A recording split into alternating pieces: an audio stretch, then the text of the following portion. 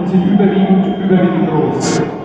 Die Gruppe zeigt sich knochenkräftig mit gutem Gehalt, gutem Ausdruck, sehr guter Pigmentierung und guten Gebäudeverhältnissen, teilweise mit betonter Gebäudesprengung.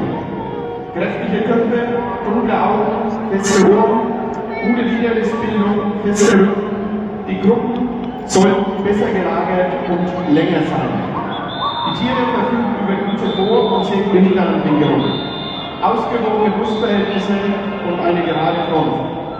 Die Tiere zeigen einen guten Bewegungsablauf, der Nachschub sollte kraftvoller sein, der Vortritt freier.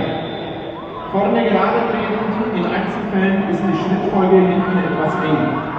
Insgesamt sollten die Hunde noch etwas erhabener bleiben. Die Röntgenquote beträgt 28%. We have the original group from the followers in front. Bob presents his first protein group with a total of 25 dogs, 11 males and 14 females. The working classes, 1 dog is presented.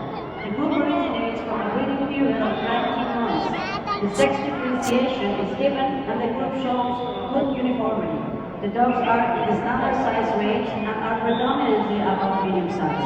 The group shows strong bones, good substance, good expression, very good pigmentation, and good overall construction. Some dogs are pronounced stretched. They have strong heads, dark eyes, firm ears, good wheeler formation, firm backs. The group should be better positioned and longer. The dogs show good forehand and very good eye regulation, balanced chest proportions, and straight fronts. They demonstrate a fairly good sequence of movement. The hind brush should be more powerful and the forehand reach freer. Forehand steps are straight. In individual cases, the hind steps are slightly narrow. Overall, the dog should maintain a more effective carriage. The X-ray quota